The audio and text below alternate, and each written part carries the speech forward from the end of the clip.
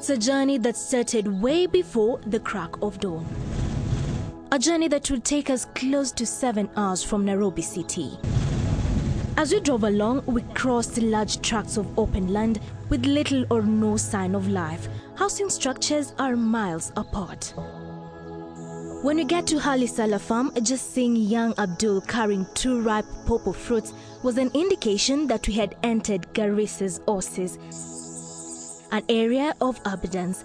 And getting inside, it was quite a while before we could adjust to the reality of cultivation in a land we thought was purely for pastoralists.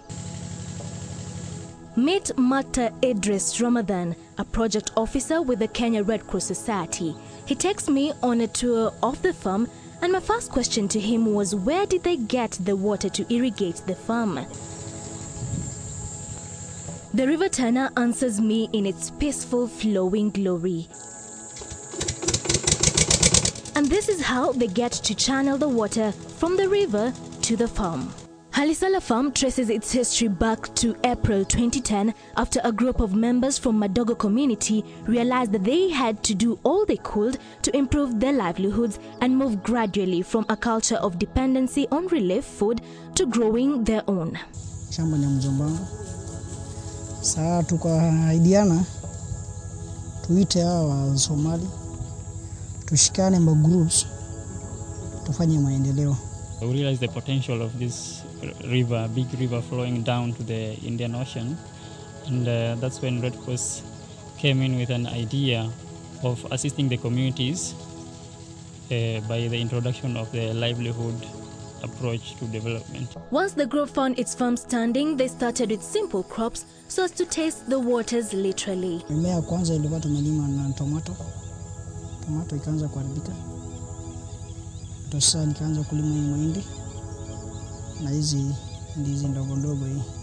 With the help from the Kenya Red Cross Society, they acquired appropriate farm inputs and farming information through trainings on best agricultural practices. We do farm extension visits to educate the farmers on best practices because we call them pastoralist dropouts, you know.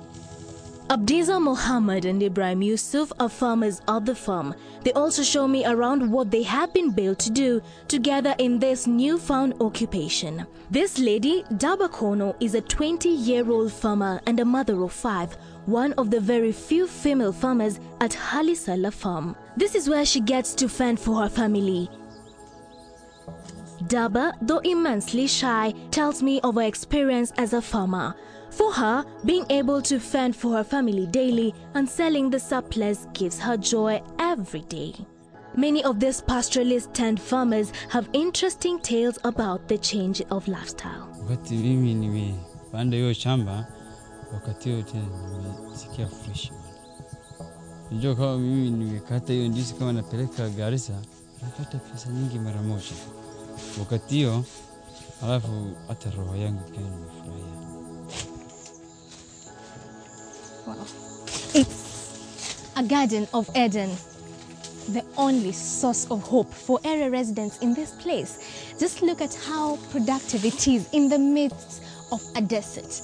I mean, this is the only source of hope they have in this area. The reason as to why they wake up every morning to come and cultivate this land, because this is where they get to fend for their families.